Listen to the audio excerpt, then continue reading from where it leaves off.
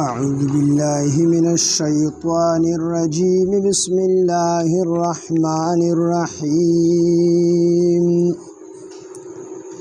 ولقد همت به وهم بها لولا أن رأى برهان ربه كذلك لنصرف عنه السوء والفحشاء إنه من عبادنا المخلصين صدق الله العظيم رب اشرح لي صدري ويسر لي أمري واحلل عقدة من لساني يفقهوا قولي رب زدني علما سبحانك لا علم لنا إلا ما علمتنا إنك أنت العليم الحكيم سورة یوسف 12 سپارہ آیات نمبر 24 ولقد همت به او په تحقیق سره اراده وکړه دی خزی به دتا یعنی یوسف علیه السلام دا د ګناه وهم بها او اراده بکړی وا یوسف علیه السلام بها دی خزی تا یعنی زلیخی تا لولا ارعا برهان ربه کو چرې د نوی لیدلی دلیل د خپل رب نو دې آیات کې ظاهری معنی دا راځي په ظاهر کې د دې نه دا معلومیږي چې زلیخی یوسف علیه السلام د ګناه اراده کړې وه او علیاذ بالله یوسف علیه السلام اراده کړې وه د دې نه مخکې واقعه تېره شوله چې یوسف علیه السلام پسې ټولې دروازې بندې کړلې زلیخی او بلکې مفسرینو لیکلي دي چې دی به ورته ستا سترګې ښایسته دي ډېرې زیاتې هغه به ورته بس د مر نه پس به دا راوبهیږي ختمې به شي ستا ویښته ښایسته دي نو یوسف علیه السلام به ورته وی بس د مر نه پس به ډومبي شي زما ویښته ریجېږي ستا پوزه ښایسته ده دا به ریجېږي ستا لاس بهرحال چې کومه خبره به ورته زلیخې کوله یوسف علیه السلام به د هغې توجه آخرت طرف ته اړوله چې دا هر څه زما دا حسن دا هر څه فانی ده به ختمېږي مطلب یې دا و چې هغې الله نه ویرېږه چې دا هر څه به زما ختموي دا هر څه فانی دي او د ابدالآباد زندګۍ دپاره چې کوم دی تیاری وکړه اوس دلته کې چې یوسف علیه السلام نه دا راله خپل ځان یې ورته سینګار کو خپل ځان یې ورته ښایسته کو او د ګناه مطالبه یې وکړله دلته قرآن مجید کې ذکر دی چې ولقد همت به د ښځې اراده وکړه یوسف علیه السلام د ګناه وهم بها او یوسف علیه السلام به اراده کړې وه دې ته نو دلته کې اصل کې دا هم چې دی دا د دوو معنو دپاره استعمالیږي په عربی ژبه کې هم د زړه قصد او ارادې دپاره استعمالیږي چې انسان د یو کار پخه اراده وکړي نو دې ته هم ویلی شي او د یو سړي په زړه کې یو خیال راشي دی خیال ته هم ویلی شي نو دلته کې چې ولقد همت به په تحقیق سره د ښځې اراده کړې وه به یوسف علیه السلام ته د ګناه وهم بها نو دا ړومبې همت معنی چې کوم دی پخه اراده ده چې د ښځې پخه اراده کړې وه د ګناه یوسف علیه السلام ته وهم بها او د یوسف علیه السلام زړه کې خیال راغلی و زړه کې خیال راغلی و د دغې ګناه دا داسې ده که نه چې غیر اختیاري په دې باندې د ټول امت اتفاق دی چې پیغمبران د ګناه کبیره نه محفوظ الله ساتي دا معصومي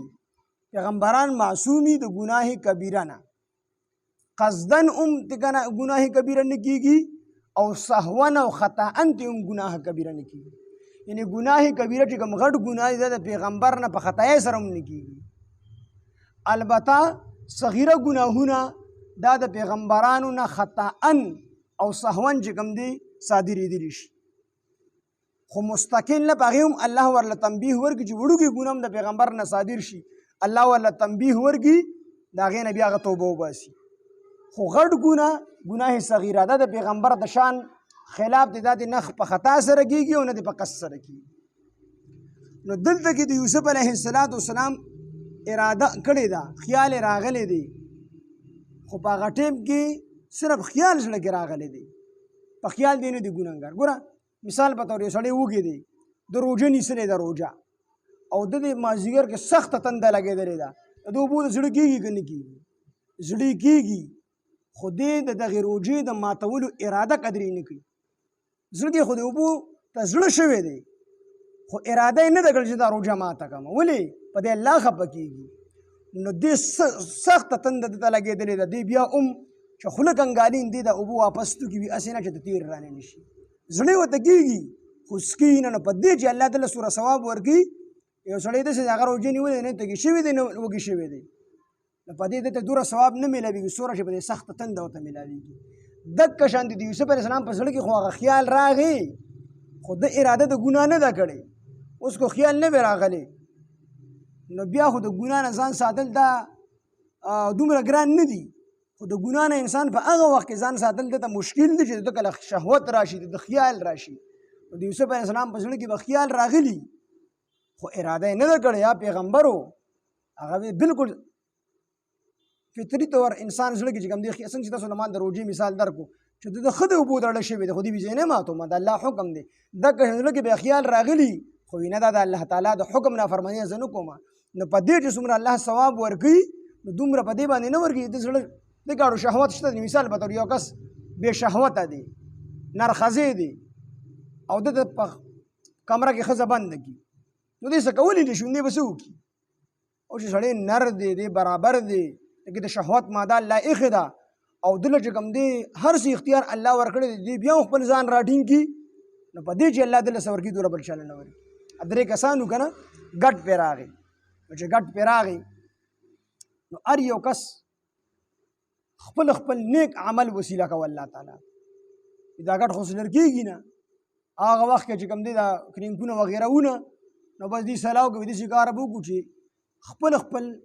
عمل چې کوم عمل مونږ خالص ته الله دپاره کړلی هغه به الله تعالی ته وسیله کړو نو یو کس چې کوم دی پکې یو عمل مثال په طور هغه وي یا الله پاکه زما سره یو کس مزدور هغه به مزدوري کوله ما سره مزدوري وکړله وتښتېدو ما ول هغه دروازې هغه مزدوري کېښوده په هغې مې وله چیلی واغسته بیا هغه چیلی بچي راوړو بیا مې هغې له چې کوم دی بهرحال هغه غټ کنډک شو بیا مې هغې له چې کوم دی شپنګي ونیسو هغه به سره ولي وی بیا دا مزدور راغی ما ته وی چې ماله دغه یوې ورځې مزدوري راکړه نو ما ورته چې دا کنډک هم ستا دی او دا کنډک دا شپنکۍ هم ستا دی وی هغه چې ما پورې خندنې مه کوه ماله د یوې ورځې مزدوري راکړه وی ما ورته چې دا ما هر څه د الله دپاره کړي دي دا ځان سره بوځه وی الله کو دا عمل ما ستا دپاره کړي دا ګټ چې کوم دی آزاد ګټ لږ وړه کېدو دویم کس راپاڅېدو هغه وی الله پاک زما مور او پلار چې زه به د ګډو بیزو نه رالمه نو تر هغې پورې به ما خپلو بچیانو له پی نه ورکول ډوډۍ به مې نه ورکول تر څو به چې ما خپلې مور له نه ورکړې یو ورځ رالمه مور مې اوده وه ناوخته رالمه بې ډوډۍ اوده شوي وه ما خپل ټول بچي چې کوم دی نهر کېنولي وو نهر تر ساره پورې چې تر څو زما مور خوراک نه و کړی نو ما خپلو بچو له ډوډۍ نه و ورکړې وی الله کو دا عمل مې خالص ستا دپاره کړي دا ګټ کوله کې ګټ لږ ژړا کو دریم کس راغی وی الله پاک زما د ترور لور وه کونډه شوي وه پیسو ته یې ضرورت و هغې به پیسې غوښتې ما به د غلطه مطالبه کوله وی اخره کې هغه ګناه ته مجبوره شوله بالکل ما چې څنګه انسان ګناه کي هغه کیفیت ما جوړ کو خپل هر څه مې برابر کړه په دې کې د ښځې ما ته وویې تر دې لور چې د الله نه یېرېږي زما په دې ګناه باندې قدرت و هېڅوک نه و او هغه ما ته د ګناه هغه طریقه ما ته ټوله برابره کړې وه خو یې ما ته وایي چې د الله نه یېرېږي د هغې الله نه ویېرېږه وي ستا د دې یېرې ستا د دې نوم د دې یېرې او ستا نه د یېرې زما هغه شهوت هر څه وتښتېدل وي الله کو دا عمل ما کړي او دا ګناه ما ستا دپاره پرېښي الله دا ګټ کولاو یو جړک شو ګټ چې کوم دی کولاو شو دې ته راووت نو انسان په ګناه قادر او دې ګناه پرېږدي په دې الله تعالی ډېر څه ورکړي او په دې الله ډېر خوشحالېږي یوسف علیه السلام دغه ټایم کې په ګناه قادر و خیال یې هم راغی زړه ورته هم وشو خو هر څه د الله دپاره پرېښودل هغه ګناه نه چې کوم دی منع شو نو دلته کې چې ولقد همت لفظ استعمال شوی دی دا ډومبې د پخې ارادې دپاره استعمال شوی دی چې د زلیخې پخه اراده کړې وه یوسف علیه السلام ته د ګناه وهم بها او د یوسف علیه السلام په زړه کې صرف خیال راغلی او خیال او شهوت او خواهش یوسف علیه السلام ظاهره نه کړو وهم بها او ده به اراده کړې وه دې ښځې ته لولا ارى برهان به ارى برهان ربه کو چېرې ده نه وي لیدلي دلیل د خپل رب د خپل د رب دلیل نه وي لیدلی نو د به هم اراده کړې وه. د رب دلیل یې څه نو په هغې کې د مفسرینو اختلاف. بعضې مفسرین وایي چې کله د زلیخې خپل ځان برابر کو، خپل ځان یې سینګار کو، دته راووتله، د ده نه د ګناه مطالبه وکړله او د ده په زړه کې خیال پیدا شو. یعقوب علیه السلام ورته الله تعالی معجزتاً د معجزې په طور د هغه شکل چې کوم دی مخامخ کو چې یعقوب علیه السلام ناست دی او خوله کې چې کوم دی ګوتل په جوړ سوچ کې دی او ده ته تنبیه ورکړي چې دا کار مه کوه. دا شکل ورته الله تعالی وښودو. نو دا د الله تعالی هغه دلیلو، د الله تعالی هغه برهان و، ده چې سوچ وکړو او خپل پلار یې ولیدو یعقوب علیه السلام او هغه ورته نصیحت وکړو، دی د دې کار نه منع شو. زړه نه هغه خیال ووتو، کار خو داسې نه کوم، زړه نه هغه خیال ووتو. بعضې مفسرین وایي چې عزیز مصر دا قطفیر د دې زلیخې خاوند د هغه شکل ورته الله تعالی وښودو، نو د هغې د وجې نه ده د هغه خیال چې کوم راغلی هغه د زړه نه ووتو. او بعضې مفسرین وایي چې ده کله په چت باندې وکتل بره، نو په چت باندې لیکلي شي چې لا تقربوا الزنا انه کان فاحشة وساء سبیلا. په چت باندې د قرآن مجید دا آیات لیکلی شوی و چې زنا ته بدکارۍ ته مور نږدې کېږه، دا ډېره فاحشه او بده لار ده، دې ته مور نږدې کېږي. او بعضې مفسرین وایي چې د زلیخې کله د دې کار اراده وکړله نو د دې زلیخې په کمره کې بوت وي، د زلیخې په دې بوت باندې څادر وغوړو. یوسف علیه السلام دې تپوس وکړو چې تا په دې بوت باندې څادر ولې وغوړو؟ دې ورته وایي چې دا زما خدای دی او د ده نه ماله حیا راځي، نو ده په مخ کې زه خپل ځان نشم بې حجابه کولی. یوسف علیه السلام وایي چې ستا خدای تا خپل خدای پټ کو، زما د خدای نه خو په ومه ځمکه کې چې تور میږي رواني په توره شپه کې هغه ته هم نه پټېږي، نو ته د خپل بوت نه حیا کوې او زه د خپل رب نه حیا نشم کولی چې هغه د ټولو نه حیادار رب دی. نو د هغې بوت نه چې کوم دی د عبرت واخیستو، دا نقلي دی، په خپلو لاسو جوړ کړی خدای دی، دا د دې نه حیا کوي او زه د خپل اصلي پروردګار نه چې زما خالق او مالک دی د هغه نه حیا نشم کولی. چې دا خبره ولیدله زړه نه هغه خیال ووت. خو امام ابن جریر رحمت الله علیه پکې یو ناشنا خبره کړله. هغه وایي کوم څیز چې قرآن بیان کړی دی بس دقه دی، کوم چې قرآن نه دی بیانولی هغې ځان له خبرې نه دي کول پکار، او د دې ټولو خبرو احتمال پکې شته دی چې دا ټولې خبرې شوي وي،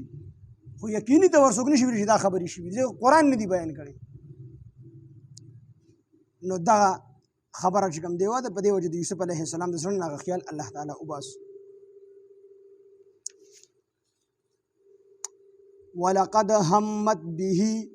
او په تحقیق سره د ښځې اراده کړې وه یوسف علیه السلام د ګناه، وهم بها او یوسف علیه السلام به هم خیال راغلی و دې ښځې ته، لولا ان رأى کو چېرې نه وي لیدلی یوسف علیه السلام برهان ربه د خپل رب دلیل، کو چېرې د خپل رب دلیل یې نه وي لیدلی نو دا خیال به یې په زړه کې پاتې شو. کذلک دغه رنګې لنصرف عنه دپاره دی چې مونږ لرې کړو عنه د ده نه یعنې د یوسف علیه السلام نه السوء غټ ګناهونه واړه ګناهونه والفحشاء او لوی ګناهونه، یعنې چې لوی ګناهونه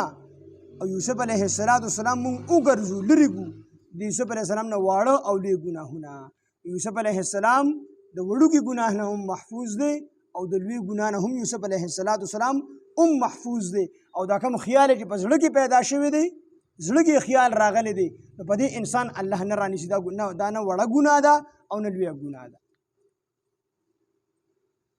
انه بېشک هغه یعنې من عبادنا، بېشک هغه یعنې یوسف علیه السلام من عبادنا المخلصین زمونږ د خالص کړی شوو بندګانو نه دي، زمونږ د خاصو بندګانو نه دي. ولقد همت به په تحقیق سره دې ښځې اراده کړې وه یوسف علیه السلام ته د ګناه، وهم بها او خیال به راغلی و د یوسف علیه السلام دې ښځې ته، لولا ان رأى کو چېرې نه وي لیدلي یوسف علیه السلام برهان ربه د خپل رب دلیل. کذلک دغه رنګې لنصرف چې مونږ